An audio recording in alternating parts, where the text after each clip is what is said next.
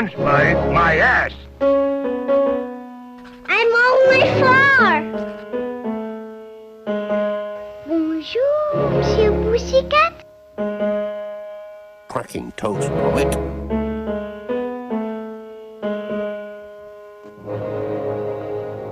Start spreading the news. Hello, everyone, and welcome to the short podcast about short films. I am your host, and we are discussing the Academy Award for Best Animated Short. Today's episode is about the 83rd year of the award at the 87th Academy Awards, which celebrates the films of 2014, which means that this is the 10th to last episode of the Best Animated Short era of this podcast. Today's guest you last heard discussing Frank Film and the nominees of 1973. Please welcome back my good friend Bean. Hello, Bean. Hello. Hello. Welcome back. Glad to be back, host. Thank you. Well, just remind us, what is your familiarity with the Best Animated Short category? In general? Just in general, not this year specifically. Okay. I know I don't watch them every year, even though they're easy to watch. But I do like animation. It's just there's something about the short form content that I immediately am like, oh, you can't really. I don't know. I feel like they're very hit and miss. And I either really like them or I really dislike them. So it's not like I keep up with them, but I find appreciation in the shorts that I do like. Yeah, they definitely can be hit or miss. Like that's been apparent. Like even with our last episode we did together, like you were not a fan of like I think you appreciate them at least, but you weren't like in love with any of them either. Yeah. Yeah. Unfortunate. But hopefully this episode's going to be better. But before we even get into those, even though this is a very short film centric podcast, there is also a Best Animated Feature category at the Academy Awards. So to be fair to them, I'm going to list off the names of the nominees, Bean, and I want you to tell me in just one word what you think of them, or simply say you haven't seen it if you haven't seen it.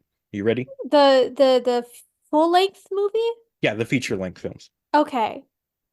Yeah, so first we have the winner, which is Big Hero 6. I watched that movie in theaters and I own it on Blu-ray. And Oh, I really like that movie. Okay. In just one word. Oh, you asked me one word? Yeah, I said to say in just one word, but Don't say what you told me to do. I don't listen, but um slay. Anyway. Slay. Okay. Number 2, we have the Box Trolls. Didn't see. All right. Unseen. You said one word. Yes. Number 3, we have How to Train Your Dragon 2. Good. Number 4, we have Song of the Sea. Unseen. You should really watch that one. That one's really good. Oh, now we're breaking the one word rule? Well, I can The say as host many is- words as I want. Oh my God. It's just for your reaction to it. And number 5 is The Tale of Princess Kaguya. Unseen. All right. And now we'll move on to the films we actually want to talk about. Our first nominee and the year's winner is Feast, directed by Patrick Osborne. This is Osborne's first nomination and win, and the first and only nomination and win for producer Christina Reed. This is also the 50th nomination for the Walt Disney Company, as well as their 15th win, last winning for Paperman only 2 years prior, which itself ended an over 40-year losing streak for the company. For 2 nominees, I'll start with Reed, as Patrick Osborne gets a second nomination later on, and I'll go deeper into his career then. For Reed, she has a degree in creative writing from Brown, so I'm sorry, Bean, for giving you another Ivy League graduate. She graduated there in 1987, and from there ended up at Rhythm and Hughes, the visual effects studio, as a producer, working there for 6 years from 1992 to 1998. I don't have any information about what she worked on while there, but I do have some credits from her next company, DreamQuest Images, which was purchased by the Disney Company in 1996, but which Reed joined in 1998. There, she was a visual effects producer in films like Armageddon, Mighty Joe Young, and Inspector Gadget, as well as Star Trek The Experience Klingon Encounter, which was a Star Trek The Next Generation motion simulator ride within the Las Vegas hotel that previously Elvis had resided in for over 7 years. When Dream Quest Images was fully absorbed into the Disney company, Reed then moved over to Universal, first working on the film Peter Pan, again as an effects producer, before being put at DreamWorks as a production executive, working on many of their animated features, working up to being an associate producer on Kung Fu Panda. It was after that film's great success that she went back to Disney, taking on at different points roles as vice president of production, development producer, and just plain old producer. First at Walt Disney Animation Studios before being moved over to Disney Television Animation. She eventually left the film world entirely in 2018, and since then helped create the Las Vegas Sphere and is currently part of the Museum of Earth, which I don't think is an actual museum. On the website, it calls itself an experience and content company using awe to inspire environmental action, collaboration, and innovation. I'm not sure if that really means anything, but we'll just move on back to the short film at hand. Between Pixar and Disney's recent nominations, we should be somewhat familiar with their processes by now. They decide they want to make a short, they get anyone and everyone with a short idea to pitch to the board, which I found is apparently around 75 pitches, and then they pick one to put into production. And then the process starts all over for next time. But this time, they went with Patrick Osborne's idea. It started with an idea of trying to tell a story through meals, and when trying to think of a through line for it, he came up with perhaps a dog, focusing on what he eats, putting the actual story, the human life in the background. This pleased the higher ups, and they went into production. Technologically, the film uses a lot of the same tools as Paperman did before it, doing 2D animation over 3D models, though this time the film is in color, with a lot of focus making sure all the food in the film pops out, making it both instantly recognizable and instantly delicious. Feast follows the story of a dog named Winston as he gets rescued from the streets by a single man. We watch his life through his food, and he gets to eat bacon, burgers, pasta, pizza, anything that his owner eats. But suddenly, when another person comes into his house, he gets demoted and is only fed vegetables, and it isn't allowed to sit at the table anymore. Certainly terrible. But when that person leaves suddenly, things are great again. Winston gets to chow down on ice cream and shower mac and cheese. But perhaps Winston might consider how his owner is feeling in all of this, and he might realize that what he eats is not the only important thing. One final note, going back to Christina Reed, my favorite anecdote I found was that when she was at the Oscars for Paperman 2 years before, sitting up in the balcony, when the film won, she started throwing paper airplanes in reference to the film, and she was promptly kicked out of the Oscars by security, though let back in only 10 minutes later. Bean, what did you think of Feast? Slay, love Feast. Any more want to elaborate? Okay. All right. Me and Feast, we have a long history dating back to the year 2014 when I went and saw Big Hero 6 in theaters, which I planted earlier against your wishes, just so I could have this moment talking about it now. Go ahead, go ahead. But when I saw it, I cried when I saw the short for the first time. I don't know what was up. It was, I don't know. And then I remember watching it. I thought it was so good. I cried. I waited for Big Hero 6 to come out on DVD. And then I never do this, but I watched Feast as like, because it comes in the DVD, the Mhm. animated short. And I watched it again and I showed my family and I made my family watch it.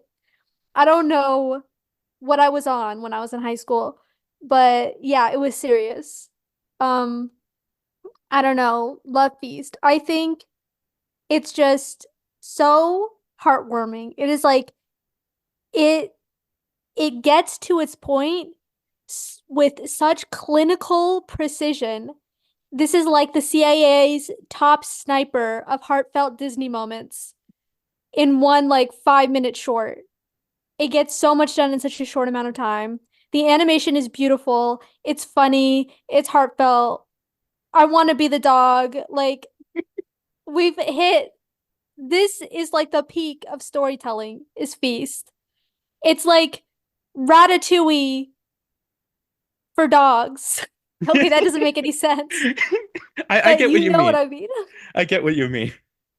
But yeah, I don't have as strong of a story as you do, but I do remember like watching this in theaters when I saw Big Hero 6, absolutely loving this film. And it's just like it's a like it, I feel like this is a story for a lot of people. It's like even though this category itself isn't that popular, it's like with the Disney and Pixar shorts, those are the ones that get widely seen. And so I feel like if you ask a lot of people who at least have watched Disney movies regularly, they probably know Feast. They probably love Feast because it is like one of the best films that they have made, one of the best shorts at least, is that they have made in like ever probably. It's like oh, there's a lot of shorts in Disney canon, but this certainly stands out, at least to me. It's just like you as you were saying, it's just like there is such a great energy to the film. It's just like every scene with the food, it goes by so quickly. It has such a great rhythm to it. And with that rhythm, it just heightens all the emotions that you feel like when you first just start laughing at like the dog eating all the food, and then it's just like you feel sad for him when he starts like getting fucking Brussels sprouts.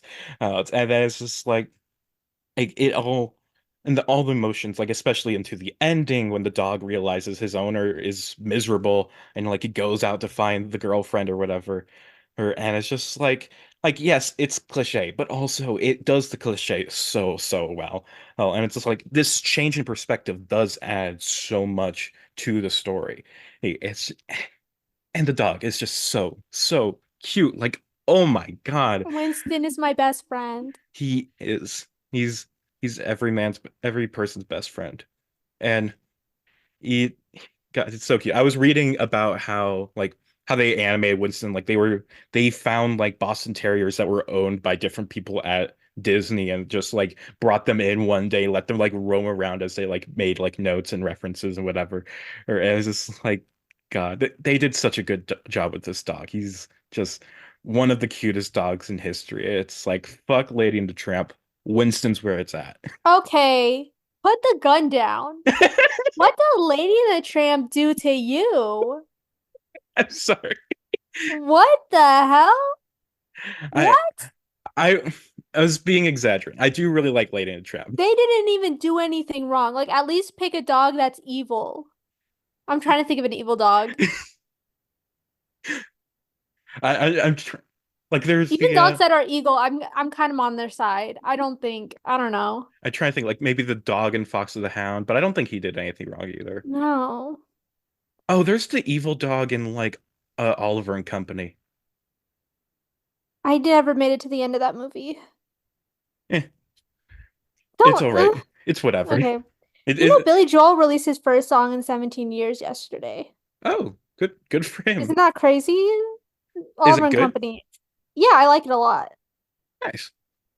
Uh But yeah, and it's like I remember when I was reading for this, they actually they picked like the Boston Terrier specifically because like first they wanted to make sure that the dog they put in this was a dog that was different from any other dog they've included in any other Disney movie. They went back and like how many dogs have we animated? So we can't make it like whatever the dogs in Lady and Tramp are. I don't really remember I don't know dog breeds well, but Okay, so there's Tramp. I don't know the name of Tramp's breed, I but think he's he's like a just supposed to be like a scruffy dog. mutt. I know, but I don't know. And then there's Lady, who's a Spaniard. I think that's what they're called.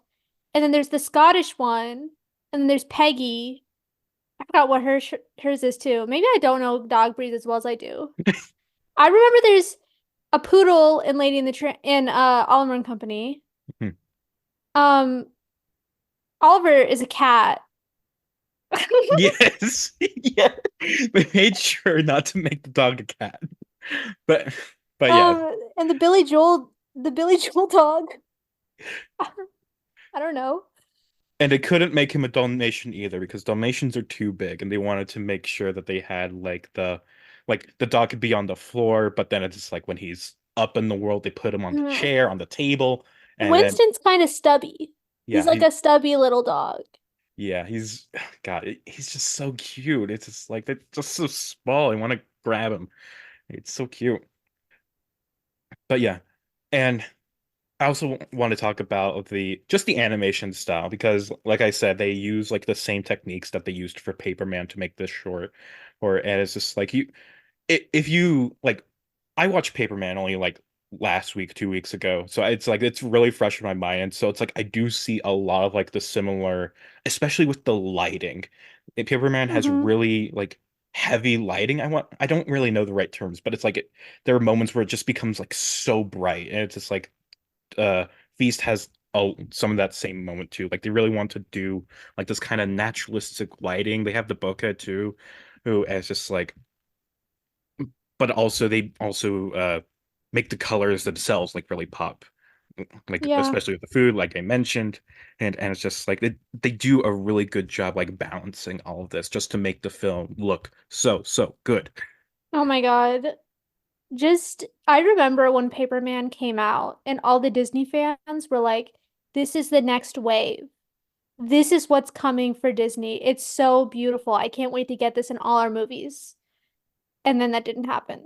Literally, they and like the director of Paperman, John Cars, he was like, I am so excited to do this. I can't wait for Disney to like I can't wait to make a feature film using this style.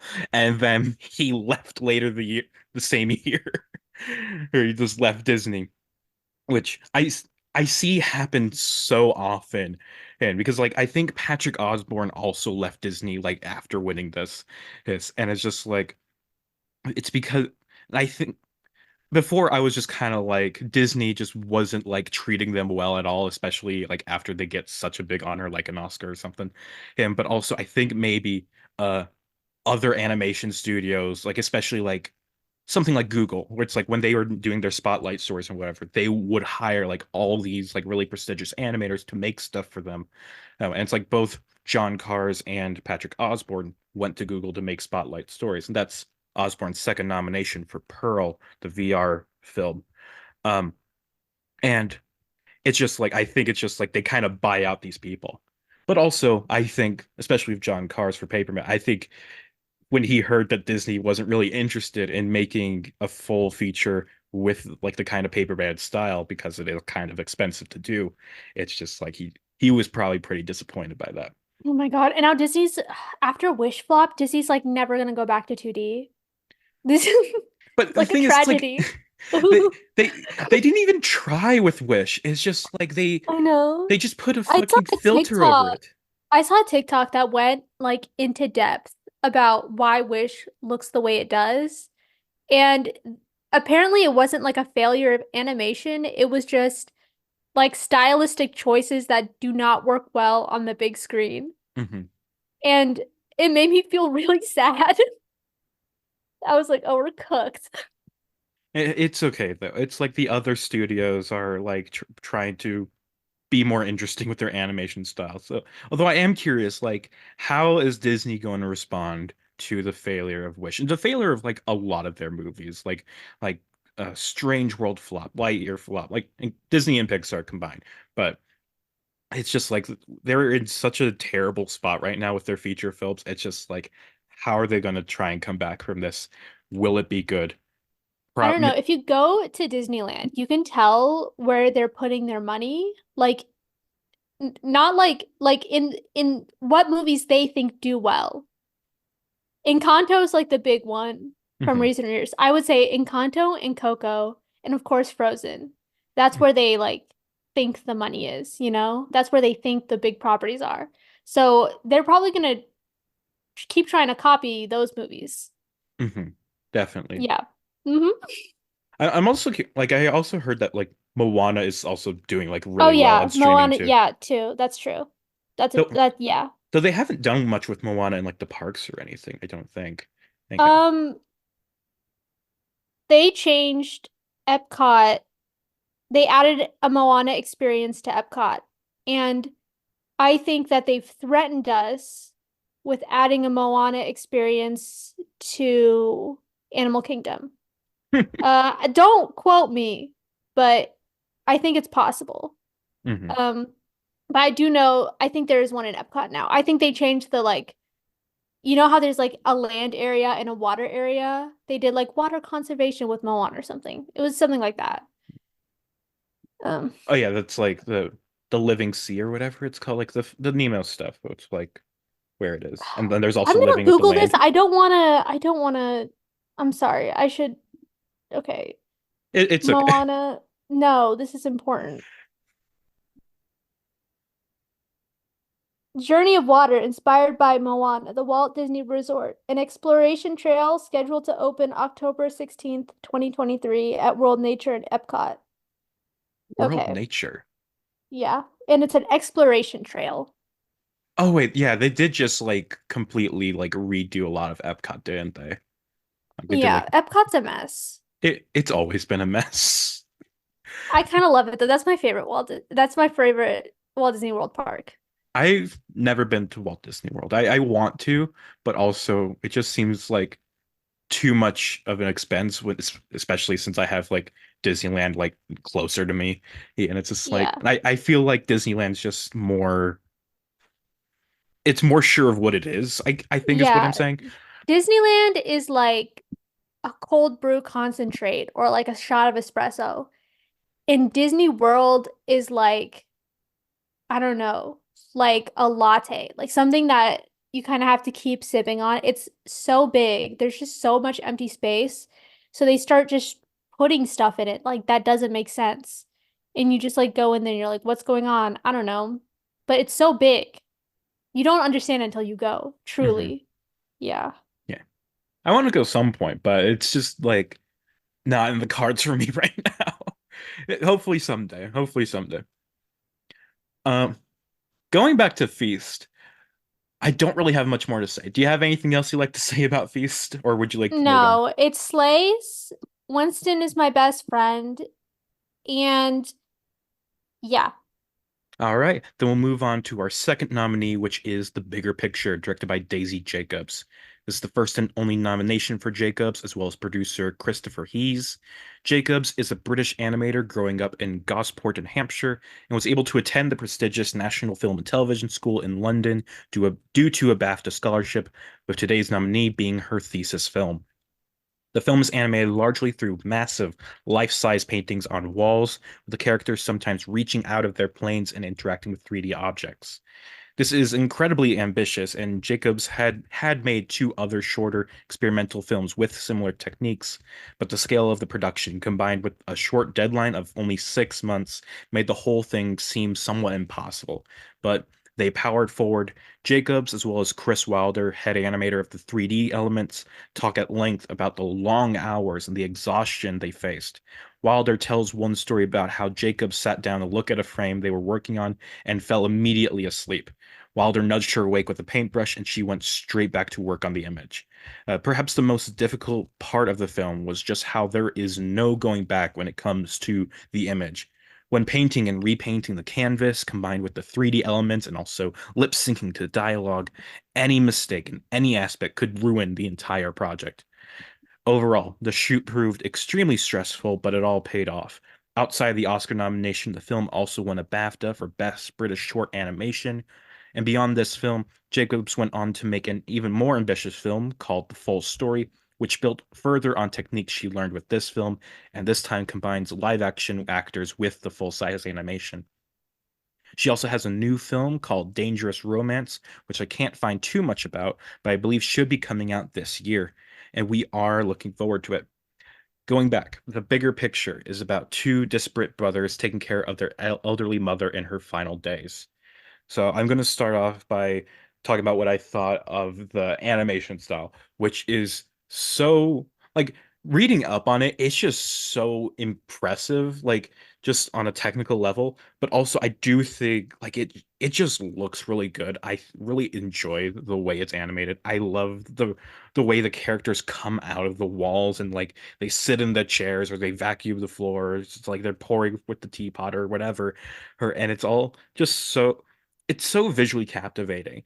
And it, but I do wish that perhaps the story was a bit better told. I guess it's like I've been trying to think of like what it is about it that like doesn't fully work for me.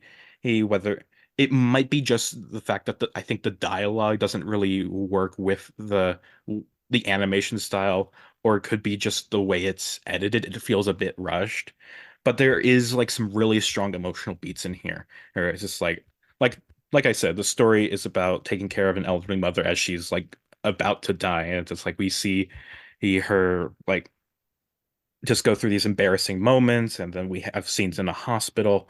Well, and it's like the emotions are there, but I feel like from a story perspective, it just doesn't totally come together. But still, I do really like it, especially for the animation. And like there's these great moments like when one of the sons is like pouring water into a teacup and then it just overflows and fills up the room and everything. Or like when that same son like he just vacuums up the entire room. And it's like it's really engaging to watch. But it's just like I had trouble connecting with the story here. What about you, Bean? Yeah, I pretty much feel the same way. Like you're watching and you're like, wow, this animation's sick, bro. Like it keeps on doing things that you don't expect. And you're like, okay, slay. But the writing, The writing. the writing, I just wish, there was a little bit there. Uh, I think the problem with it is that you don't get a very good sense of who these people are as people. They feel like archetypes, and you feel like you're just like they don't have very distinguished personalities. And then by the end of the movie, they don't. And I don't know. I think that's what they were all lacking, personalities, unfortunately. Yeah, it's like I feel like this really could have used like a couple more scenes that like better establish like the relationship between the two brothers or establish more about like what the grandmother is like before like all this happens and or just like a bit more about like the inter especially the interpersonal relationships between all the characters. Like there's even like one like random character. I think it's like it's meant to be like the mother's like friend or whatever. Her it's like but she's just there. It's like we don't really know why she's there. Yeah, and I it's just know. it's like but the guy's annoyed with her. It's just like You shouldn't need extra scenes to do that. Like if you use dialogue correctly, one word or one phrase can carry like a lot of loaded meaning mhm, between like people. And just the dialogue was just not firing on that cylinder. It was just there to convey an idea, but the dialogue wasn't reflecting on the characters. I think that was, the mhm. problem.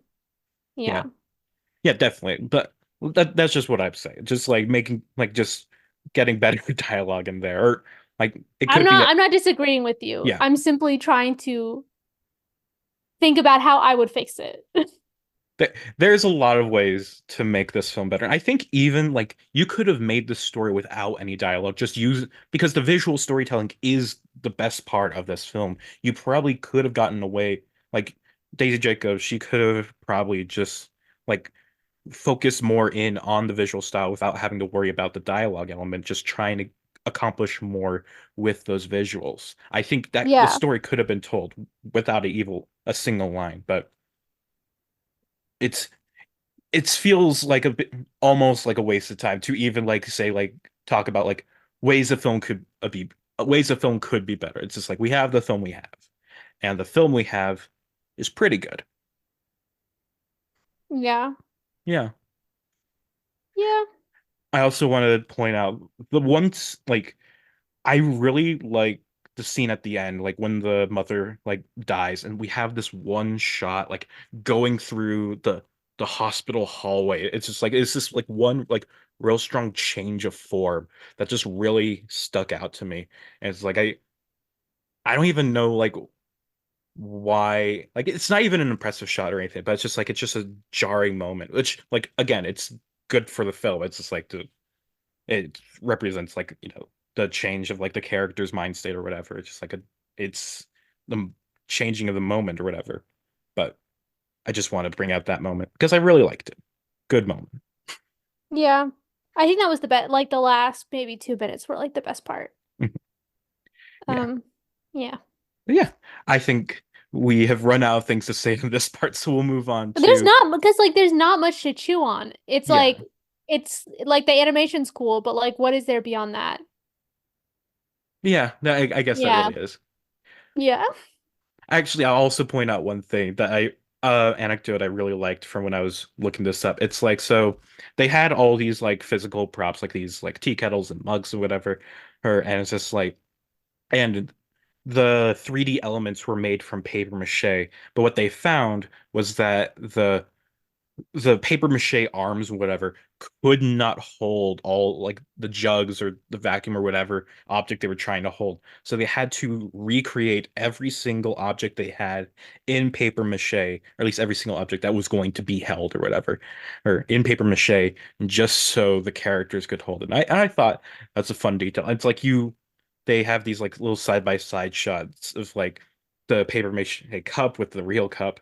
And it's just like it's just a neat detail. And it's just like That's funny. I really like all the I really like just the uniqueness of this animation style and the work that went into it.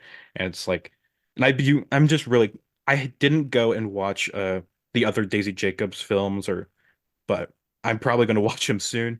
I'm really excited for when her next film comes out, if that is going to be like publicly available or not. Which it's like so often I find that like when I'm talking about these animators, I sometimes get like, oh, this person's making a film this year, and it's just like, but then I never hear anything else about the film. And it's just like which makes me wonder, like, does it get canceled or is it just like screening in obscure animation festivals that I have no way of seeing? And when it flops there, it just doesn't get a public release or whatever.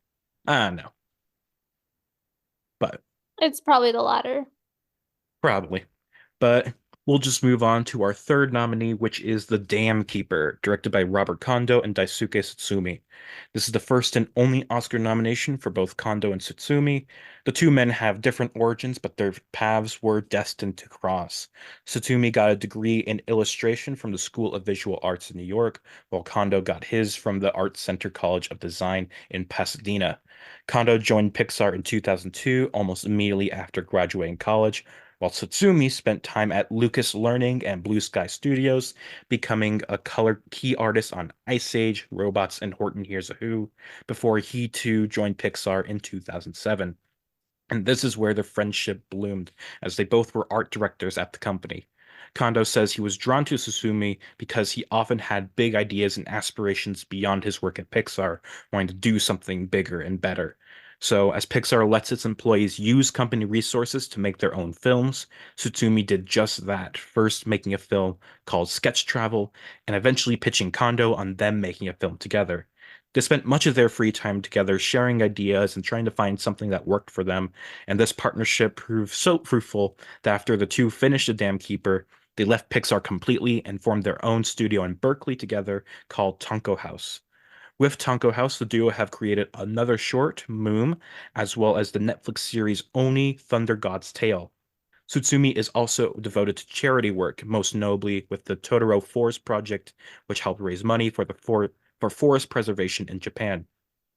Kondo and Tsutsumi are still hard at work at Tonko House to this day, but will now go back to before Tonko House was even an idea. While Kondo and Tsutsumi were eager to make something together, the two had little idea of what they actually wanted to make or how they wanted to make it.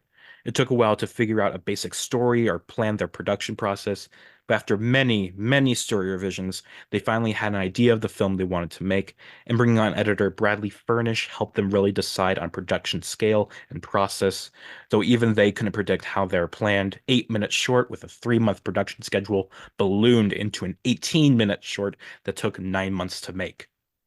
They kept bringing on more and more of their Pixar co-workers and other animator friends to work on the project, eventually amassing a team of 70 creatives, everyone volunteering to help. For the story, Tsutsumi cites Frederick Back as a major inspiration, as his films were always focused on the broader message first, and then weaving the emotional core through that. The Dam Keeper itself tries to bridge together a story about climate change with a story about each of our internal demons. The film is about a pig child who is in charge of running a windmill on top of the dam, which keeps black fog from rolling into town.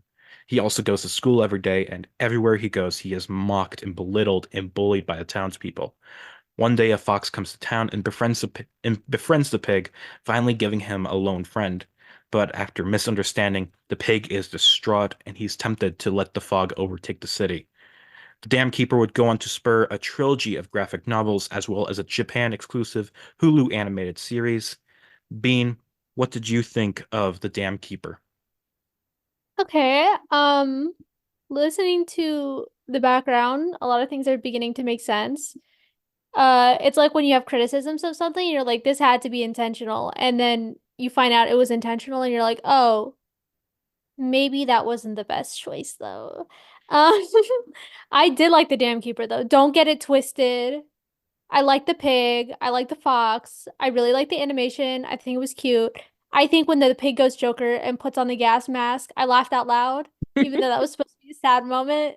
Um, but it was a little too long.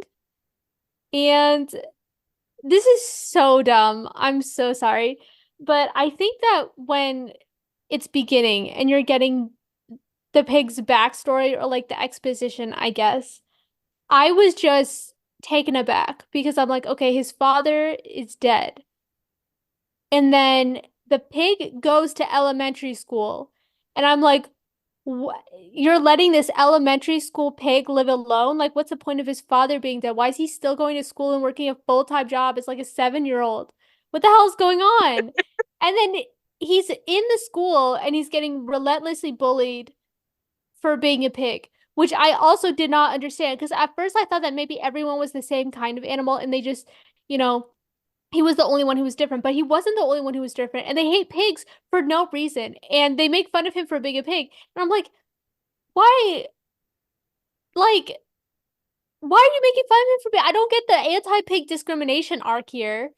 Um, because I thought it would have been so much more sense if he was discriminated against for something that had to do with the dam, because he is always like dirty, and that was already always like a part of it. But Mhm.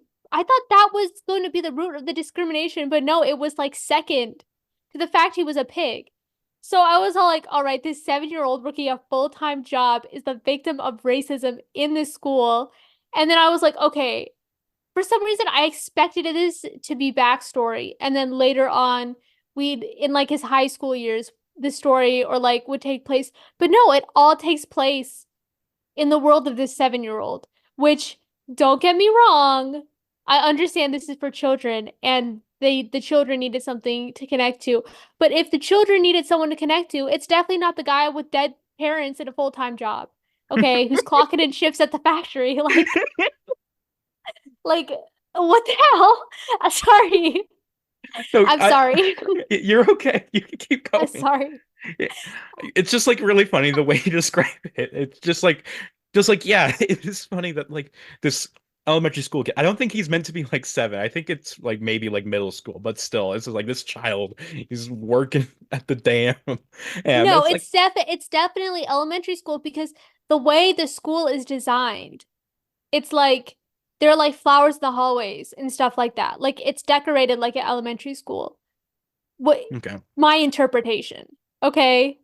Clocking in at his 9 to 5 job, and then he meets the manic pixie dream girl, the fox, who's beautiful and pretty by these animal standards that I don't understand. I don't understand why the fox is desirable and the pig is not within this world. Maybe it's because I just read Animal Farm and pigs were like, the hot shit there that I don't get why pigs are discriminated against in this world. Did they pick pigs because pigs have a bad rap? I don't know. I don't want to know. Okay. I didn't even see anything about like why they decided on a pig or a fox. I want to like after this look back and see if there was anything that like why they chose that. I'm, you know what? Maybe they should have just like taken like an 11th hour turn and became Animal Farm and the pigs just start ruling everybody. I would be behind that. But no. Where was I? Oh yeah, he meets the Manic Pixie Dream Girl, which I was kind of upset. Listen, the short is so long. It's like, when you watched Frozen 2 in theaters and before Frozen 2 you got that Olaf short, which has That like was 7 Coco. songs in it. Oh, okay, sorry, Coco.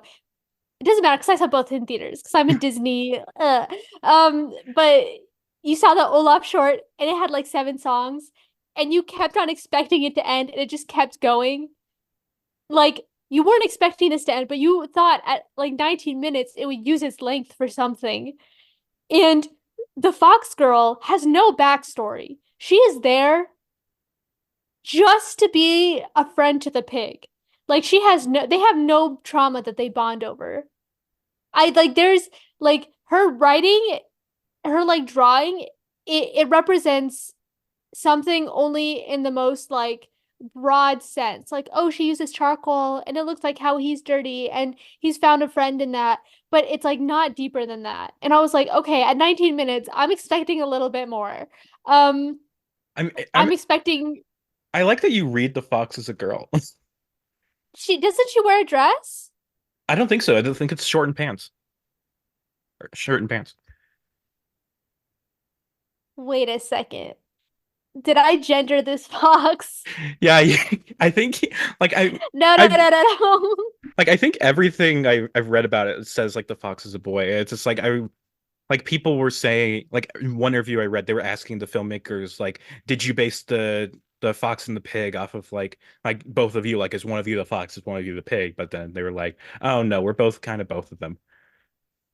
And it's just like I think This is it no, no, no, no, no. This fox is definitely a girl. I'm okay, wait. I'm on the Wikipedia page right now saying how they gendered. yeah I did the exact same thing. It's like but they don't So Fox shows up the next day upset about losing the sketchbook, but she is quickly relieved to see that Pig has it with him. Okay, so the Wikipedia editors are on my side. I'm looking at images now to see what. Okay, so she is wearing a turtleneck and oh it is a shorts. girl. I never even Wait, damn. how did you realize it's a girl? Oh, because you were saying one day she mistakenly drops the sketchbook because Yeah, the but fo that's Wikipedia. oh okay. Unless, okay, wait, we have to look at an official um release from this movie. So, like what IMDb? I mean, I don't think IMDb would be correct, Like, or it's like it's as reliable as Wikipedia. Yeah, actually, damn, let's okay. just look at images because, like, I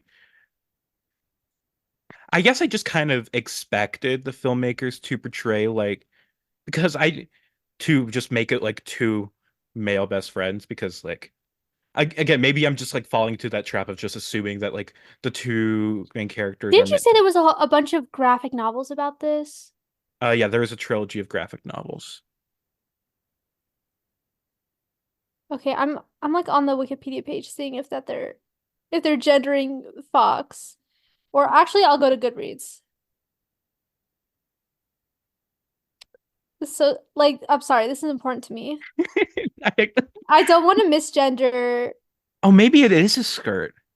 Like just looking at it. pictures of the fox, it's just like I guess that might be a skirt. Okay, the pig is definitely a boy. Pig is a boy.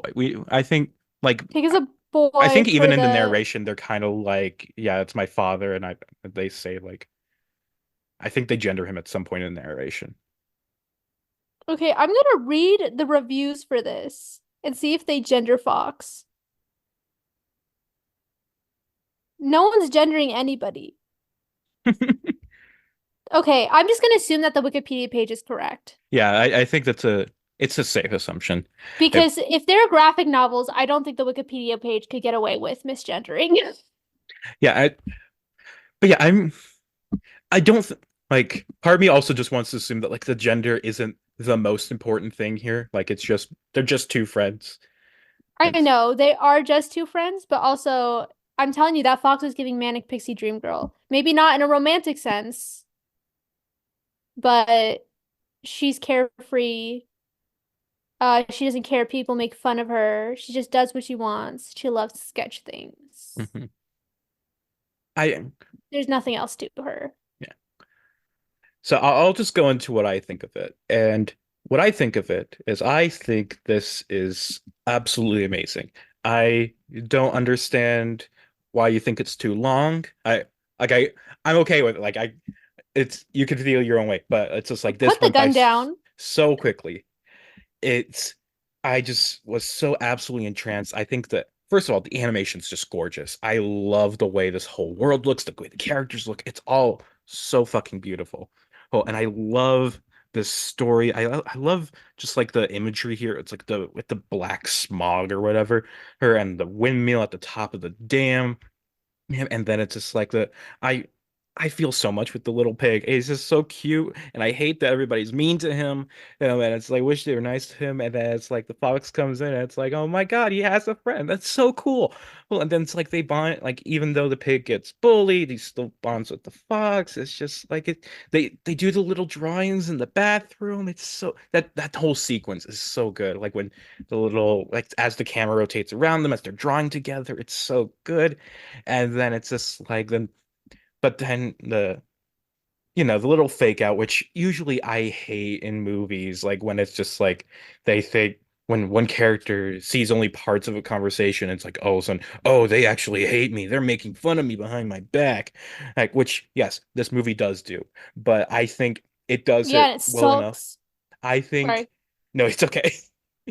I I guess I just like this film well enough where I can forgive a trope like that, and it's just like, and I, it's more understandable, well, because it's just like I think they portray it better than other films who do the trope like poorly do it, and it's just like I like that it's the animation it's a bit stupid the way it's like all he sees is like the picture of itself and like dirty pee. Even it's like he assumes it says dirty pig. It's like I assume that too.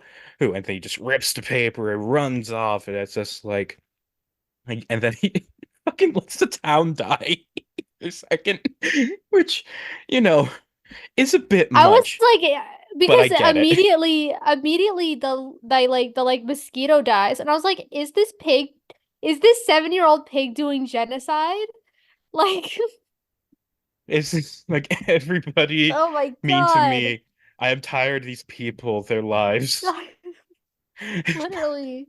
But nah, Um, he comes back at the end. He looks at the picture and realizes, no, it's the picture of both of them. That's why they were laughing because he's laughing about how much he loves his friend, how they were dirty together. yeah. While you're talking, I think I obviously my major gripe first and foremost is the world building. I don't know. There's just there's something that just was not clicking. I needed it to click more for me. Um, unfortunately. Like, I why am I analyzing? Like, because you're no, like, no offense, because this was it's okay. meant to be read at like the surface level. And I'm looking for things that are not there. I'm looking for answers that I don't have. And I think that's because I never got the like solid foundation that I needed from the movie. Mhm. Yeah, I definitely understand where you're coming from. It's like as I'm listening to you, it's like, yeah, I guess it is a kind of a silly world, but it's just like I think like there's some quote, I forget who it's by, but it's just like every film requires uh like a leap like a you have to suspend your disbelief for like one thing. It's like the best way to do it is like to do like one big suspension of disbelief and just like make everything follow that logically. Yeah, and it's just Yeah. like, Do you know who wrote that? That was me in my Miller's Girl review. yes, that's it. That's it. You are quoting, you are quoting me to me? Yeah.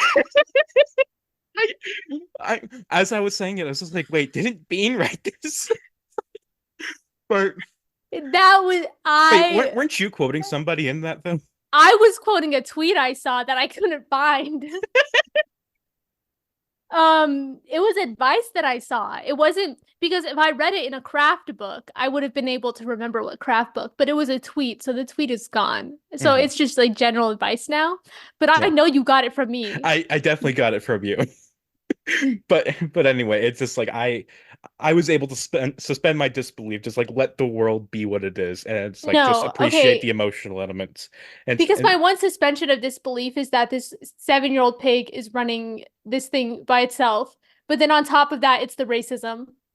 I'm okay. like, where did the racism come from?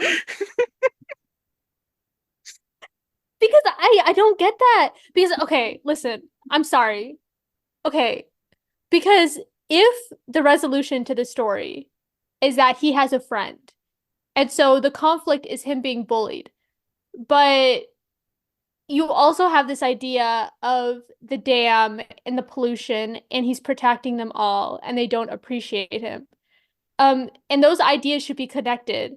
He should be bullied for something connected to the dam, or the resolution should be about the racism. And I don't know, the ideas were just not connected enough for me. They were not synergy. Okay? Like, what if it was just like pigs are doing this job because it's seen as like the lowest job, but then even the lowest job has big consequences, and that's why you should treat everyone with respect. But that was never established. Mhm. It reads to me kind of like I'm kind of wondering like if they even know like the pig is the one who's running the dam. And like they just know he's kind of dirty and he comes down like on the little rail car or whatever. And it's just like, but it's just I don't think they really Yeah, I think that if that know. was clear, because like, what is the message? Just be it's if it's like, because usually it's like two part, like just be nice to people. Of course, we know that, but like, are they making fun of him because he's dirty? Are they making fun of him because he's a pig? Are they like, and then on top of that, like you said, they don't know. Do they know that he's the one running, keeping the town between him and destruction? Or is it like the people hating Spider-Man? Like, like what's going on here? And it's like, do they even know that they're like constantly in danger? Like, I don't even think so. That Like definitely would because like like the change your father reading of the story. because it's like I think in like the narration, it's just like how they talk about how like the father has run the dam for so long, and it's just like I I think part of like something that you can infer from that is just like that the townspeople like it's been all good for so long that they might not even know that there is a danger. Or it's like the windmill just I keeps on know. running for whatever reason, and it's But just like they don't like, it doesn't matter to them. did they hate the dad too? Like, or do No, they he just was hate this hot. kid? Yeah, he's hot bacon. Like, the fuck? Winston would eat him right up. Oh yeah, you know he would. But yeah, and I guess but like so as I mentioned, it's like this was inspired by like a climate change narrative, and it's like I wonder like if the real like message here is like people like the way people treat people who are like being being activists for like climate change policy and whatever, how it's like everybody made fun of them, and because it's like it's like, oh, that's not a real issue. It's just like, how can there be climate change if snow still falls or whatever? Or but it's just like I guess that is the message there, but also I get what you're saying about how it doesn't totally come together like in like this I guess the surface story where it's like people just hate this pig because he's a pig and also dirty. You consider that the pig had bad vibes? Yeah, maybe. Like he did like let the town decide for a moment to let the town die. It's like maybe he did just had bad I vibes. know. And Okay, listen, I'm about to say something so foul, but you know how like people make school shooter, they're like, oh, people wouldn't become school shooters if they had like proper mental health treatment. And then you find out that most school shooters are just rancid people to begin with, and they weren't like actually bullied. They were just like terrible people. Mhm, It's kind of like that. Just like, why is this child getting bullied? Maybe he has off vibes. mhm. I don't know.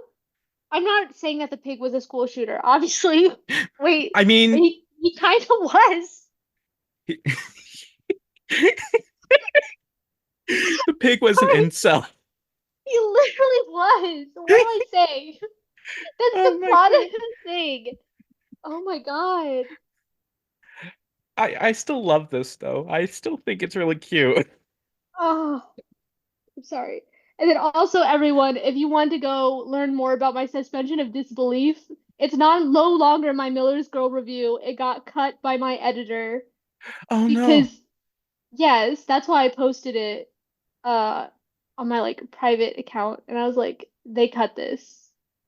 I'm so sad. So if you want this, you got the exclusive inside scoop on how to do suspension of disbelief in your stories. Yeah, and it's just like it's okay to say all this in my podcast because no one fucking listens to it. We could talk shit about discussing film here. I'm not going to talk shit about discussing film because I will get in trouble.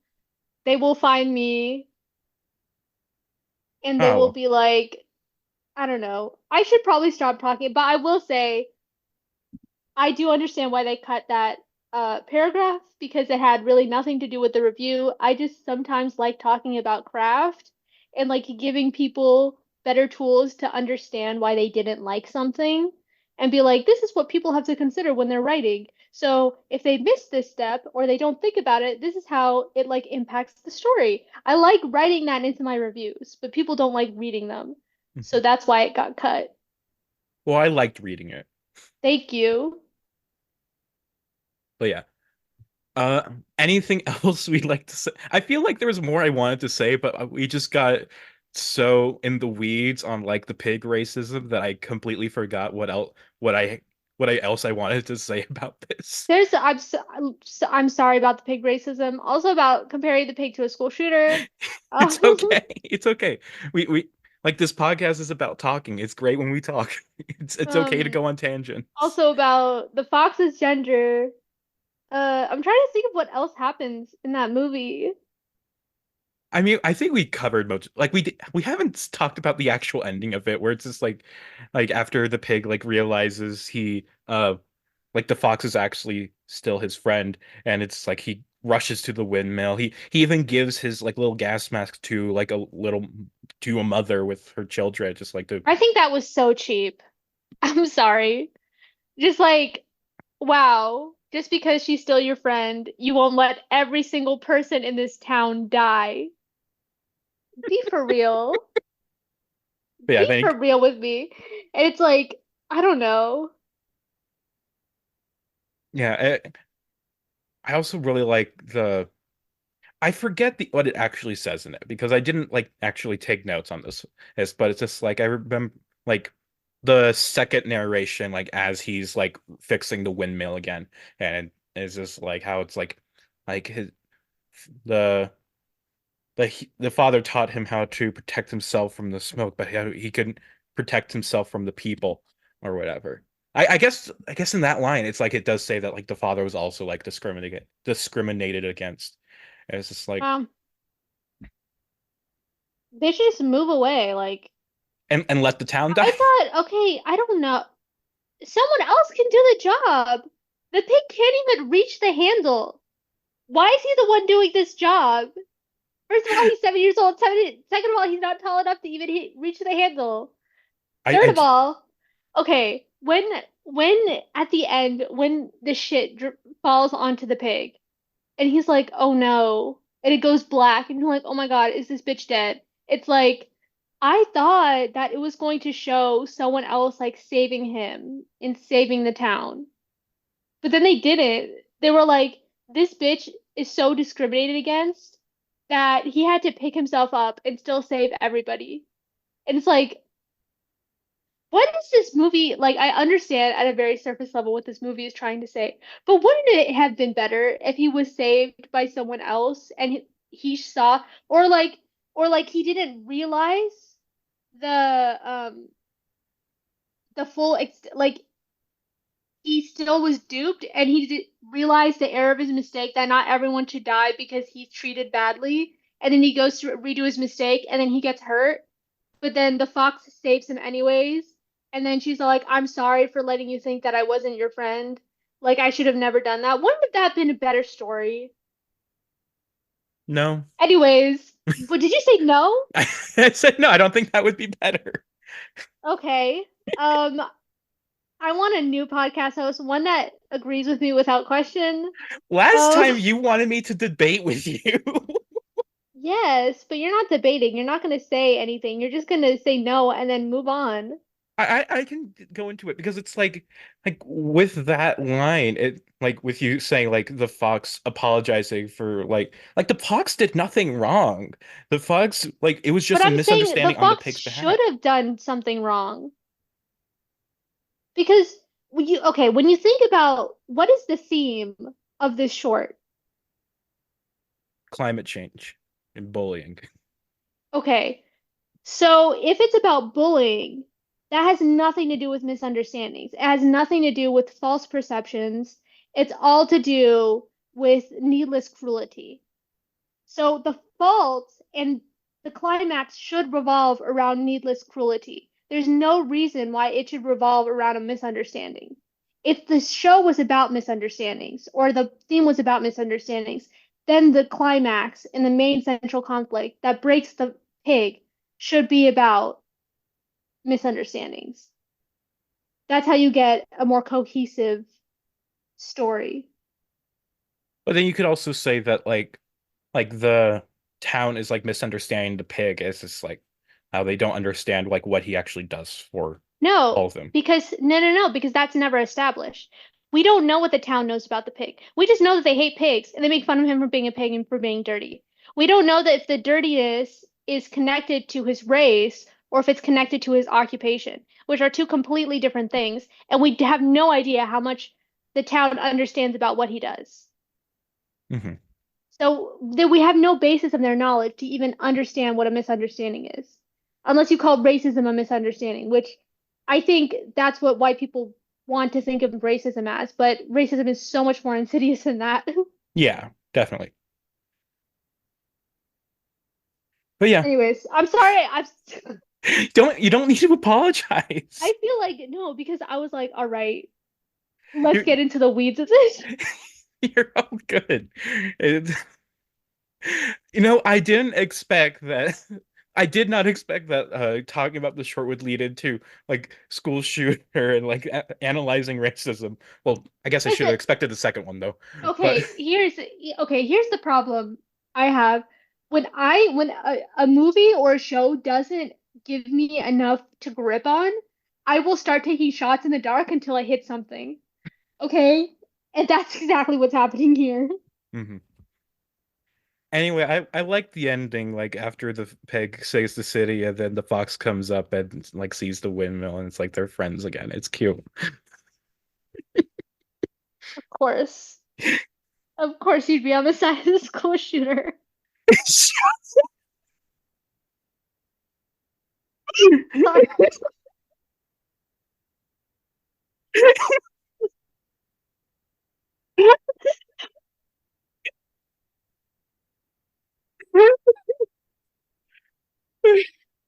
That's a good place to Okay. move on. Anyway, Our fourth nominee is Me and My Moulton, directed by Toril Cove. This is Cove's third and so far final Oscar nomination, last nominated in 2006 for The Danish Poet, which she also won for, as well as the 34th nomination for the National Film Board of Canada. The thing with Cove is, and many other Oscar-nominated filmmakers in this category, is that at a certain point, there isn't much more to say about their career outside of just a list of accomplishments and film credits. But regardless, since the last time we talked about her, she made a feature film. Cove left the NFB behind for a little while to make a film in her native Norway called Hocus Pocus Alfie Atkins, about a boy who learns magic to get a dog. And beyond this nomination, Cove made one more short film called Threads, inspired by her own experience adopting a child, which unfortunately did not end up nominated. And beyond that, she has no other films, or at least not yet. There's a mysterious film called Maybe Elephants, which I've seen a few stray mentions of that I believe she's been working on. When it will be out, I don't know, but I'm positive it's going to be great because Toro Cove only makes great movies. Except her first one, that was kind of whatever, but I still liked it. Uh, this film was made over 3.5 years, with Hocus Pocus Alfie Atkins eating up some of the production time. Uh, Me and My Molten story takes inspiration from Cove's own childhood, but also gives herself the freedom to fabricate much of it too, just wanting to make something fun and silly. Me and My Molten is told from the perspective of a 7-year-old girl in Norway. She has an older and younger sister, and the three of them wish to be like everyone else in town, but are cursed to be different. They don't have a bike, their apartment is filled with modern art, including three-legged chairs. Their dad is the only person in town with a mustache. The girl is especially envious of the family downstairs, who are seemingly perfect, but things can always change, though. I really like this one. I don't know what it is about Toroko's films, but it's just like she just tell like there's not really any story here. It's just like a series of little facts that about this little girl, but it's just like at the same time, that's just so engaging. I just enjoy the world that's being built here. It reminds me a lot of Harvey Crumpet, a previous winner in this category, which like this is just like a series of little details about the main character. Or and it's just like and this is so cute. I love the family dynamic here. And as always, like Toro Ko's kind of like storybook animation style. It's just very simplistic, like you would read in like a children's book. Look, it's so lovely to look at. I love the colors and everything. I love the unique designs. And it's just like it's just so charming. And it's just like the- it's I guess it's not like deep or anything, but at the same time, it's just it is what it is, and what it is very enjoyable. What about you, Bean? I'm surprised you said there wasn't a story. Like The it doesn't really dog, have like a three-act structure or anything though. well, no, but there's a story there. There's like a theme, and everything was like chosen and represented for like a very specific reason. I I, It's about it's I about guess like performance. what do you mean by that? Oh yeah, because like everything she shares, she's talking about um she's envious of the family downstairs because they seem happy. They seem like the father takes off his shirt, he goes outside, he does all these things. He conforms to like what we find desirable, which is basically that family performing, the nuclear family for everyone else. And she talks about the clothes that the children wear and all these things, which are performances. They're like things you like show to the world. Versus her family, they perform in a different way, but they're less concerned with like how society views them, and they're all concerned with their own personal tastes. And that's kind of something that she finds, I think, a sense of embarrassment when she talks about the Yes. mustache and like the chairs and the modern art and not having the nice things and not being performed. But ultimately, I think the breaking point for the Moulton is because they chose the Moulton again to their own personal taste. And it's up to the children to decide, will they be grateful or will they not be grateful? Like, will they accept this as their I don't know how this made more sense in my head. But I think it's also about like gratitude and finding fulfillment in your own situation and your own and like being grateful for what you have rather than trying to strive for something to please someone else. Because she Yeah. also does that for her parents. But with the Melton, she chooses to be grateful, even though there's like a contrast there. It's not what she wanted, it's what they wanted. There's, I swear, there's something connecting these two ideas together that I just cannot communicate right now. But trust, it's there, okay? I just have to think about it a little bit longer. No, like But yeah. I definitely see what you're saying. It's like there's also like like like there's the one scene with the grandmother where she says or like they say that she said that they want them to fold their clothes up so like when if their house burns down they won't be naked when they have to evacuate. It's like so they can put their clothes on appropriately. That's also like ties into that like kind of public appearance thing. Yeah, I think it's because the parents don't care about public appearance. They only care about like it's like complete opposites. Like they only care about what they see and what they appreciate. And the Exactly. children, instead of performing for society, are performing for them to get their gratitude and their love, which is ultimately a better payoff because they're your parents and they'll love you in a way that society doesn't. Oh my God, I figured it out. Oh, Mhm. oh my God, thank you. That was such a relief. Yeah. Okay. But yeah, it like I was just saying it's like there isn't like a plot, like a three-act structure to it. It is just more of a series of like anecdotes and thoughts. And it's there is like you're saying, there is still like the theme, the through line. It's just there wasn't a story. That's all I meant by it. Mm-hmm. But yeah, it's Sorry.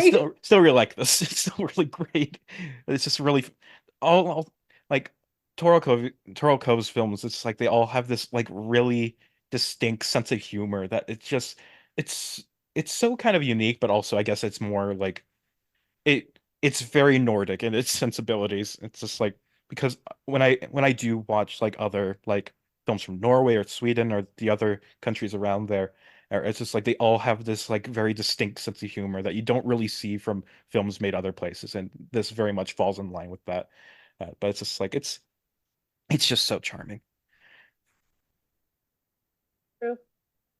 Mhm. I did my film analysis for the day. I don't know if I have anything else left in me. We spent too much thought process on the fucking pig. It's just like we don't have much left for. No, I think I tackled me and my Moulton pretty succinctly. No, you did, but also it's just like, is there anything else to say about it? And there Um, probably is, but also, can we find it? can we find it? Um, I don't know. It's I think architecture is a bigger theme in it that I'm like picking up on. But Well, alas. that definitely is because I didn't mention this today, but Torokov, she originally went to college for architecture or before she started falling in love with animation and wanted to be that, want to be an animator. So True. it definitely informs her work. Yeah. Alas. I wonder what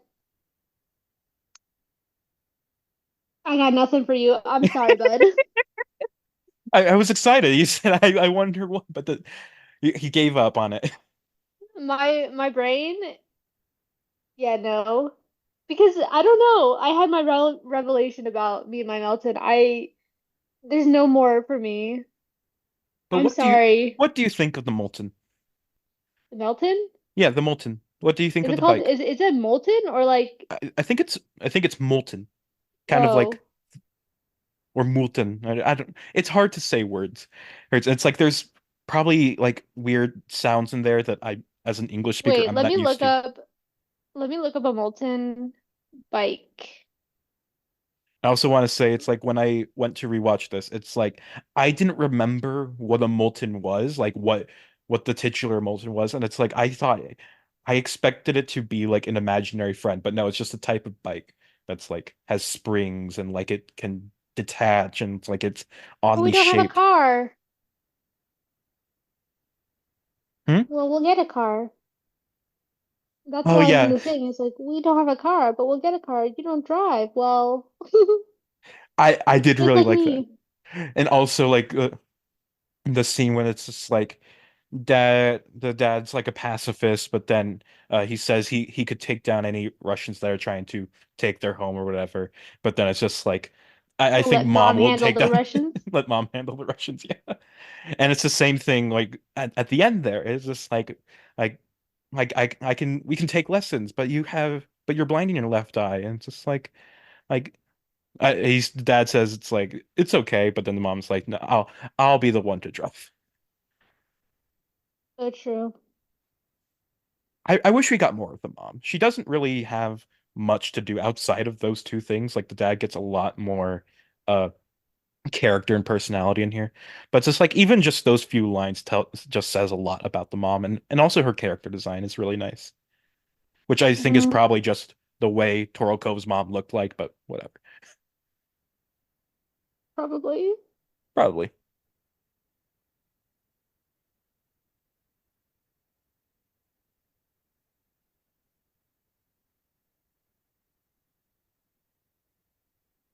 Anyways, Weren't you looking up the Moulton? I I didn't. did. I was looking at pictures. Okay. I thought there was going to be something from that. Oh, it's a bike. It looks exactly like it does in the short. I don't get why it has the butt that it does, but it gives me 70s. I don't even know if this is a 70s bike though. Let me look up Toro Cove. We can Okay, just figure. 1962, but I don't know. She was born 58, so she would have been 7 in The 60s. 65. Yeah. So yeah, when the bike was pretty much It brand seems like new. a cool, yeah, it seems like a cool bike if you like were in the 60s. And your I've parents seen, were avant-garde artists and architecturists. yeah. Yeah. I think we floundered around long enough. We can move on to the last film. So our fifth and final nominee is A Single Life, directed by Marika Blau, Joris Olprins, and Job Rohivine. The nomination only went to Olprins, making this his first and only nomination, but the trio make up a Dutch animation studio called Job, Joris, and Marika.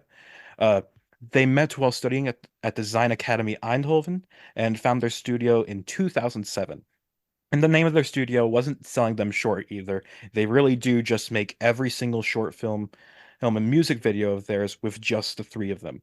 And to the point where they intentionally don't credit anyone with any specific role, as it is truly just an equal effort. Although Job is the one who makes the music and even has his own band called Happy Camper.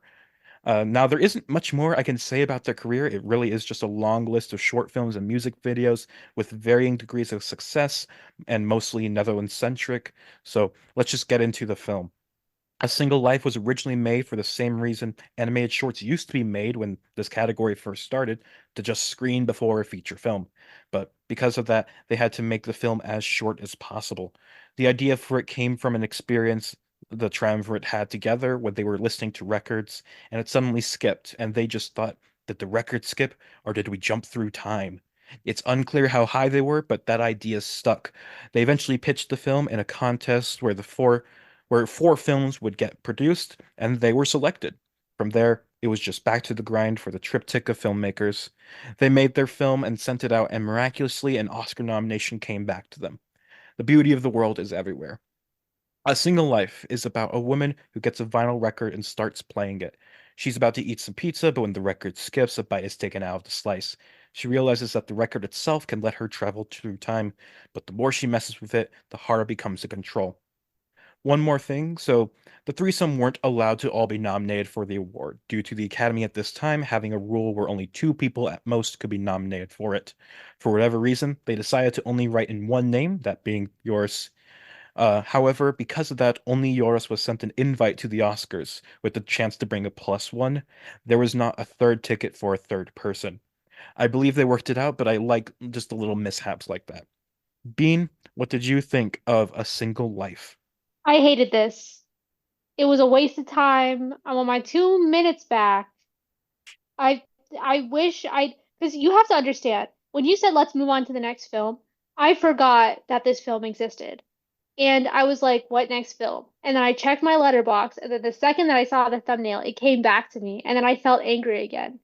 Like my brain let me forget. I had the blissful knowledge of not remembering, and yet I'm forced to be here and remember against my will. I'm sorry.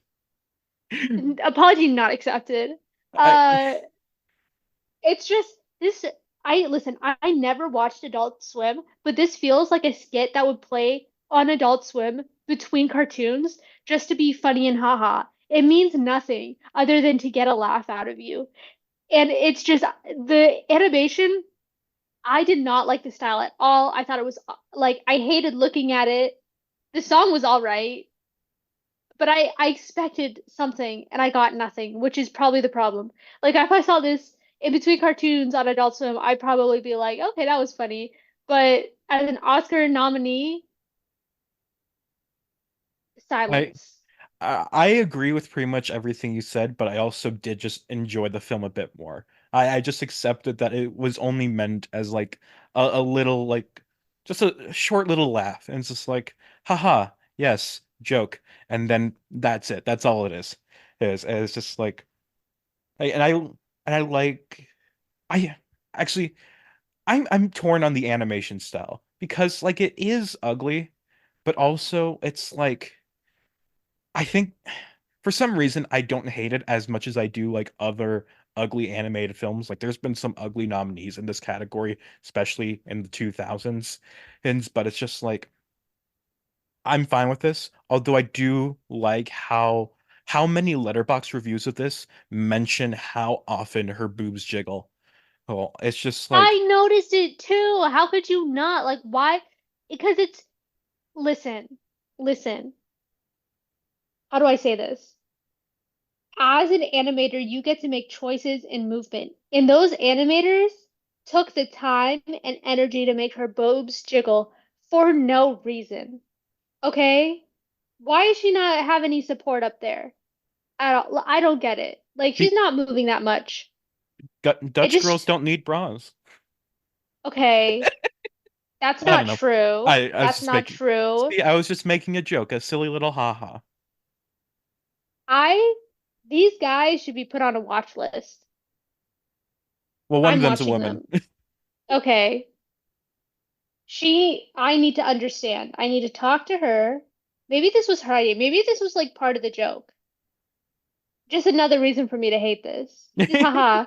Isn't it funny when boobs jiggle on like ugly animation? Like, It is funny how much you hate this because it's like to me it's just like forgettable. Like it's fine for the time it lasts, but it's just like I don't really care beyond it. But it's just like it's just whatever. And it's just like I don't know. I feel like when I sit down and watch a short film, I have like expectations that are decent. It's like this should mean something and this should probably not have any negative stereotypes or surface level writing in it. And so often does the short film fail. And this one didn't even try. It didn't even try to meet my base level expectations. But maybe I'm just trying to order a milkshake from Home Depot. that's a great Like, analogy. I think it's from Tumblr. Don't even credit me with it. I think it's from Tumblr. Um, but yeah. But there's no redeeming quality to this. Like I didn't even laugh at the end. Like halfway through, like you know how it's gonna end. Hmm. And you just want it to be over sooner. Like I'm so sorry to everybody listening. it's okay. It's just like it I don't think anybody is going to disagree with you here. I don't think like Yeah, I'm okay. If anyone like just take my word for it. Like, 'cause I don't want you to look it up and waste your own time just so you can agree with me. And if this fucking thing has shooters, then I'm going to war. Because if you're willing to die over this, then I'm willing to kill you over it. Anyway. apparently 5% of people who watched this rated it 5 stars. Okay. I need to have discussions. Well, I'm not gonna go out of my way to start beef with them. So, yeah, I don't care that much. I'm sorry. But that does flabbergast me. Yeah, it is a little confusing. Like why I don't understand why anyone would rate this 5 stars because it's Oh, like I get it. They're friends and family. Okay, I'm fine now. 131 people. Their animation studio. I don't know. Fucking, I don't Their know. animation studio, it's only 3 people. Okay. All right. What, this is from the Dutch? Yeah, Netherlands. That's just the population of Dutch land. I forget what the country is. The Netherlands. The Netherlands, yes. So that's just the population of the Netherlands trying to show their support during the 2014 Oscar nominations. Actually, They were like, I need to support my country, let's look at some of Netherlands. these 5-star reviews. Oh my God. She never ate the pizza, sad face. The best 2 minute short. Memento Mori. God, a lot of these are not in English though. They're like I see some that are in Spanish. But yeah, Someone wrote an essay that's longer than the short itself.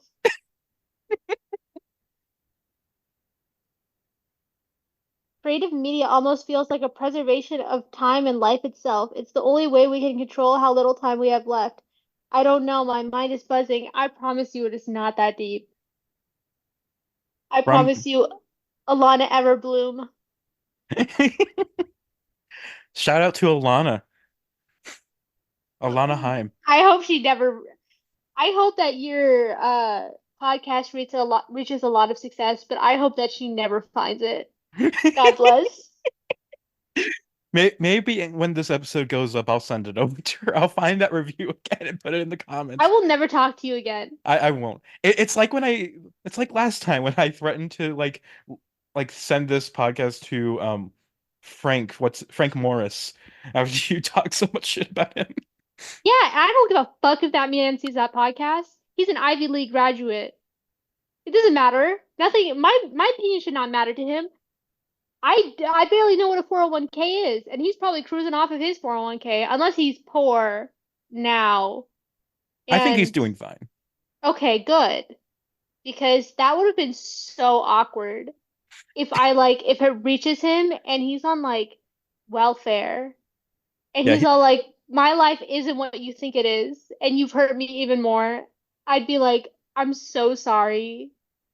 yeah, he's not one of the nominees that have gone into a life of squalor. Though there are a few, and they have like, it's rough reading talking about those. But Oh my Frank God, this Morris, person he's said, fine. I literally stopped and went, whoa, at the end. Wait, this person's a patron. They said $50 a month so they can have takes like this. It's $40 a year, I think. No, sorry, yeah, I thought it was $50 a year. I Actually, accidentally I'm said a month. patron. I don't remember how much I paid.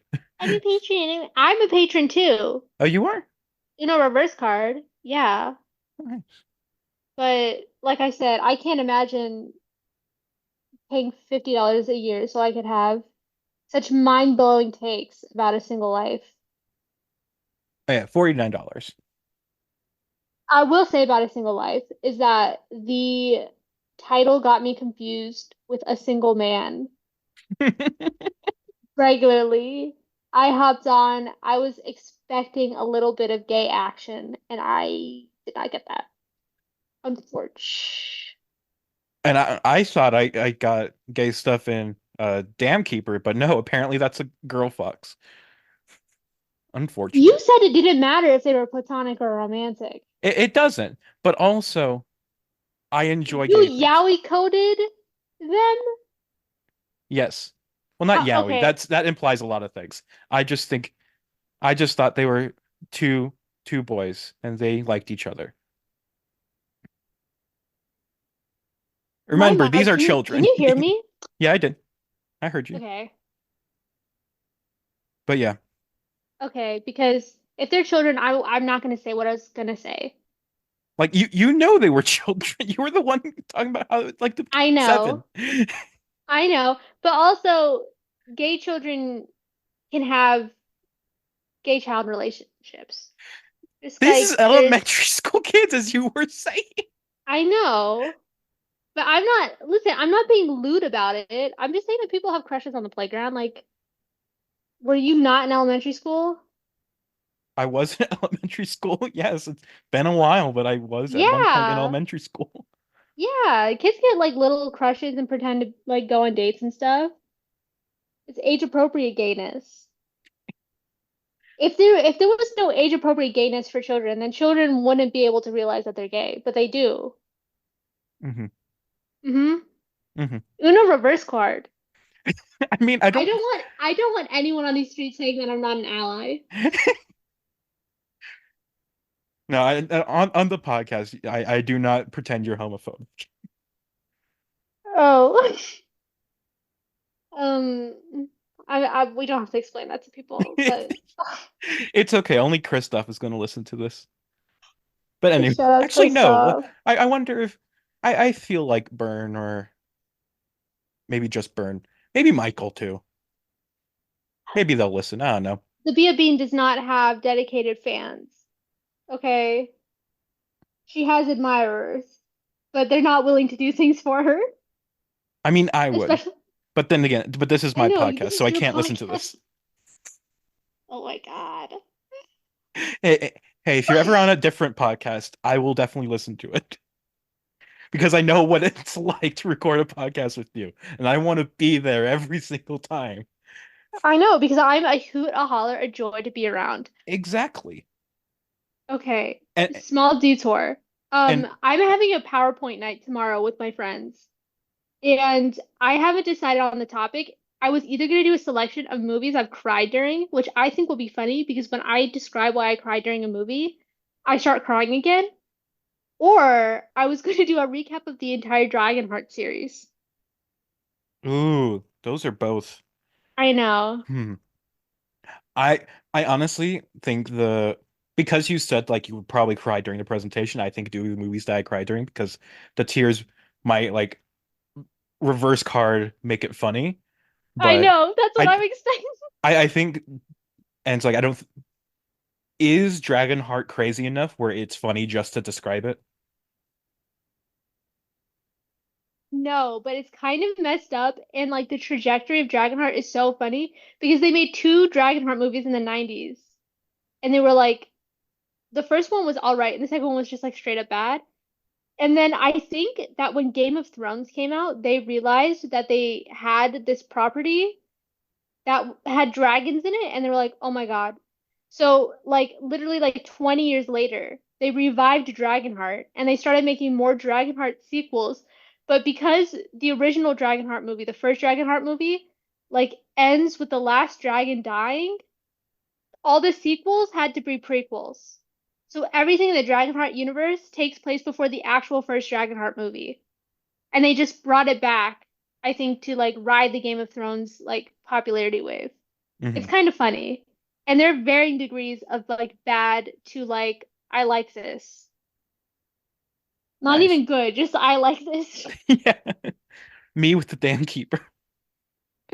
But okay, obviously other people must like it too because I got those like graphic novels and I mean, stuff. I think that was just like passion project from like the filmmakers. Like they Oh do my just God. yeah.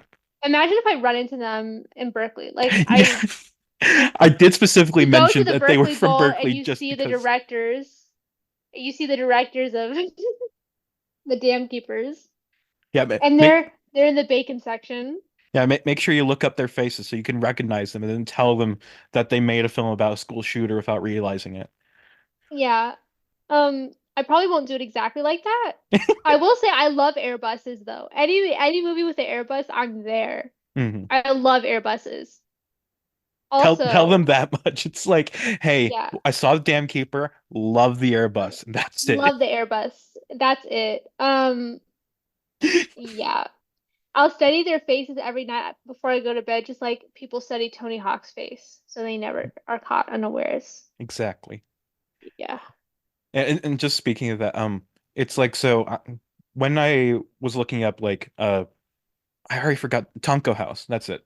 Uh, I was looked up the I was looking up the company. And it's just like when I saw that they were located in Berkeley, I was like, huh, I wonder how close that is to like UC Berkeley.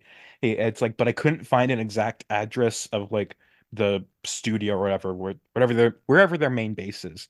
So I specifically looked up Tonko House address and I found like a listing of just like like a business website that like lists all businesses and what address to register under. And it's like so and there was an address there. And it's just like I went to that and I thought I was expecting like a big studio or whatever, but I think I just found like one of the director's houses. It's just like Yeah, it's probably not a real. So, is this the 7th Street address? um maybe are you looking up their addresses too? Yeah. Hold on, let me look at my Oh, Google this is Maps. 7th. Dude, I got lost here once. We don't have to talk about that. Actually, no. I You got can't talk about lost. it. I got lost by here. It was kind of humiliating. Oh, they are. I made a joke about seeing them at Berkeley Bowl, but this is this address is literally like right next to Berkeley Bowl West. So that is definitely where they do their grocery shopping. If you ever want to bump into the directors. Okay, so the one I had was Cornell Avenue. Oh, what's the address? I don't want to say it on the podcast. Like even though I did say Okay. just say the street, but there's probably a lot of anyway, I'll just DM it to you on Twitter real quick.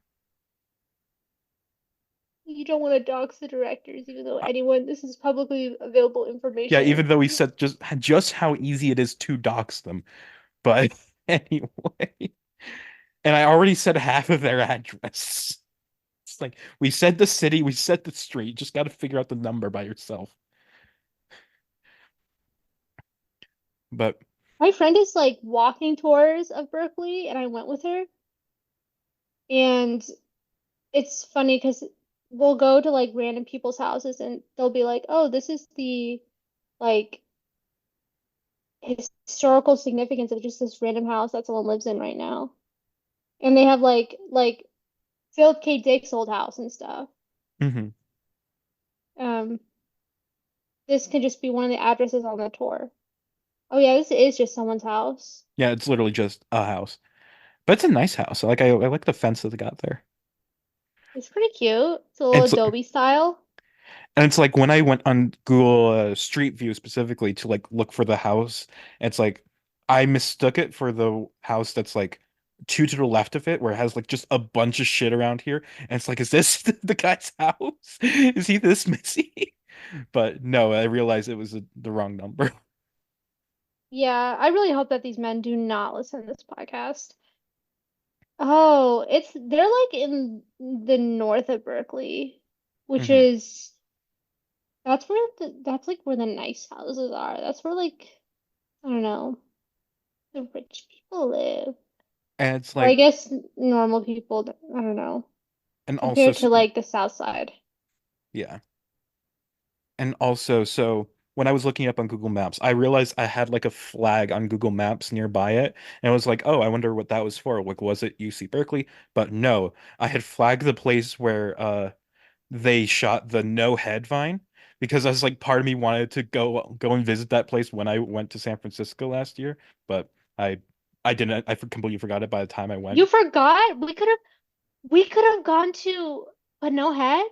Yeah, we could have gotten to So No Head, but I think it's like, where is UC Berkeley? I don't even know anymore. Just give me the address of no I head. don't have the address anymore because the flag disappeared after I like clicked on it or whatever, but it's like Okay. it's nearby. It's like it's on one of these streets around here. That's like But a location that's almost as important as you had to do it to him. mhm. Where is that? Do you know? I think it's in Florida. Okay. I might be lying. It's just on the other side of the country. Yeah. I would never go to Florida again, except for Disney World, but that's it. Yeah, it's in Tampa, Florida. Yeah, but where is UC Berkeley? I forget. Is it like It's in the downtown or middle of central? Berkeley. It's like right above downtown. It's like in the middle. Oh, there it is. I see it. Okay, so yeah, that's a actually how far is that? I don't even know. This is a weird tangent to go on. I just realized like we're we're talking about a single That life Geo technically. guy found it. Hmm. We're talking about a single life apparently. But then we got distracted going back to Dam Keeper. Now we're just talking about where these people fucking live. Damkeeper. Sorry, there's just Damkeeper. I need to have a conversation with these two directors. We have to start talking story. Because I don't know, it was so clear to me when you were like, they didn't know what to do it about. So they just kept on brainstorming until they came up with the idea. I was like, I don't think that's the right way to do it. You can tell. You can tell they didn't really like Yeah, it's come like it, about the idea in an organic way. It's not like they had the idea and wanted to make the short. They wanted to make it short and then had to find an idea, which is usually how like lackluster products are created. IMO. but the Dam Keeper is not a lackluster product. You believe that, I believe it with my whole heart. and at the end of the day, you're gonna be spared by the pig, and I'm not. I'm gonna make sure the pig spares you. The pig's gonna be like, "Don't go to school tomorrow. But we're, but really, I'm. Wear your gas mask tomorrow."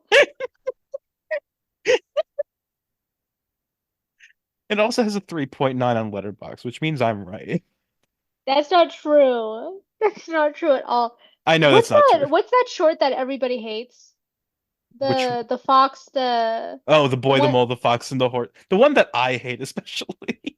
the boy, the what? The boy, the mole, the fox, and the horse. Okay, the boy, the mole, the fox, and the horse. That has a 3.5. Hey, better. Damn So, Keeper's better. Proven. oh my God. Did you I watch it? Did need you like it? the fox, the boy, the mole, the fox, and the horse. No. Okay. It's on Why would I Apple watch a TV. short if someone didn't make me watch a short?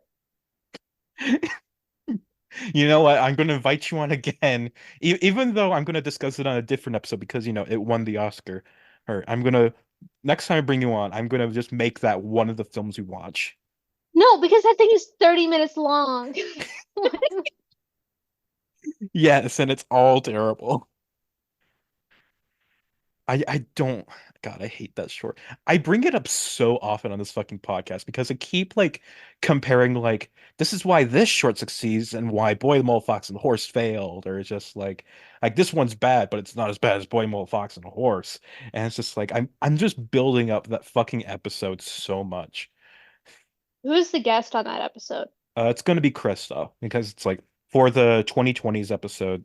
Actually, no, it's not gonna be Kristoff. I don't think I know the guest yet, but uh. But yeah, You should bring on the director of the Bull, the Fox and the Horse.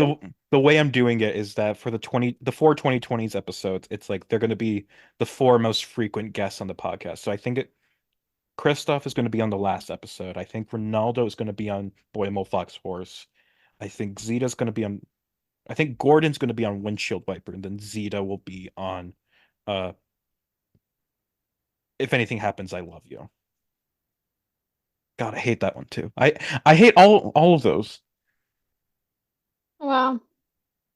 And it's just like I know that this year it's just like so the way this decade has gone so far is that the worst film in each lineup has won the award. And it's just like and thus it's like the three worst short films nominated this decade so far have won the Oscar. And it's like and if that happens again this year, I'm gonna go insane. And it's like the one this year is the worst one so far because it's the fucking stupid ass John Lennon one. But where it's just like it's I I I don't need to go into it. I can tell you about it later if you're interested in like this shitty ass, or you can just read my fucking letterbox review of it. War is over. Yeah, I have to go, yeah, make my PowerPoint slides and maybe cry while writing them. But yeah, Who knows? but before we do that, we now that we've gone through and talked about the five nominees, we will rank them all. And Bean, start us off with your number five. Worse? The A worst Single one. Life. Yeah, It's same fuck for that me. bitch. It's like even though I liked it more than you did, it's just nothing. Like it's a cute little short, but that's it. It's just a joke, and that's it. Number four, Um, the bigger picture. bigger picture. Mine's also the bigger picture, or which like we were saying, great animation. Could use a bit more work on the dialogue and story. Number three. Damn Keeper. All right, this is where we differ because my number three is Me and My Moulton, which I loved. It's great, but I just didn't like it as much as the other two. Okay, then You're number two two. is me, my Moulton. Mine is Feast. I have a gun. You know, it's okay. You can This shoot me. means the Damn Keeper is number one. Yes. I, oh my God. And Oh my we God. knew I from your am just like this pig. Imagine me putting the gas mask on right now. I'm gonna let this entire podcast go to shite. I mean, It's over. it is kind of over already, but go ahead. Tell us why Feast is your number one. Just remind us. Because it's the best one. And I cried during it. Are you going to include Feast in your PowerPoint tomorrow? No. Okay. It's not notable enough. I like because I think I have to because I've cried. Okay, my You're go- letterbox list for the movies I've cried during. I don't even think there's short films on it, but it's 80 films long. I cannot go over all 80 films. I'm picking like the weirdest ones you're going to separate it by or like like reasons it well, made you cry. yeah, reasons that made me cry or like movies that I know most people won't watch, but I need to explain to you why it made me cry, Mhm. you know? Because if I'm like, oh, West Side Story, everyone knows why I would cry during West Side Story. Like it's not news. Toy Story 3, everyone knows why you cry during Toy Story 3. But Miracle in Lane 2, there's a story behind that one. What is Miracle in Lane 2? It's a Disney Channel original film. Oh, of course. Yeah. What's it about though? Like, Okay. what's Lane Uh, 2? I think what's that kid's name who's in Stuck in the Malcolm in the Middle? Frankie Muniz. He Yes. plays the main character. And he is this disabled kid, but he likes doing soap car box races, even though it's like Oh. dangerous for him. And he really wants to race, but every time he has like a health issue, he ends up in the hospital and he imagines an actual famous NASCAR racer as God. And he has conversations with God, who's this NASCAR racer who has been hired by the Disney Channel company to play God. Um, and yeah, it's about like his relationship with his brother and how he wishes he could do stuff that normal kids can. And the entire time, and like even though he doesn't have control of his legs, like this is the only form of racing he can do is the soap car box races. And why I cried is that at the end of the movie where he's talking to the NASCAR racer God, he it's like after he had a health scare, he's all like, when I get to heaven, will I be perfect? Like, will I be able to do everything that I want to do? And God says yes. And then they cut to heaven, and all the angels are in wheelchairs. And I sobbed. I was so, oh my God. That was crazy. But yeah, that was a really good Disney Channel original movie. I'm crying right now. Oh no. It's fine. It's okay. We'll just rush through this so you can go and make your PowerPoint presentation. But before we end our Yeah. show, are there any final thoughts you'd like to share, Bean, or anything you'd like to promote? Oh, okay. There's nobody listening who thinks that I'm worth following. Shout out, you guys. I love you. I love your enthusiasm for film. God bless. I have a blog, but it's not, honestly, who cares? Who cares that I'm a writer? It doesn't even matter. I Here, care. here I am a stand-up comedian. That's my job.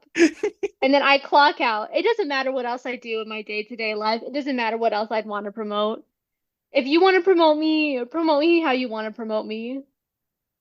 But like the spot is like to let you like share what you want to share. It's just Yeah, in like I case, okay, I have a blog. It's called Existing Ironically. I write for Discussing Film, doing quote film criticism quote, and you can follow me on Twitter at Beabean, Beya Bean. Thank you. thank you. And thank you, Bean, for coming on the show. And thank you, listener, for tuning in. This has been the short podcast about short films.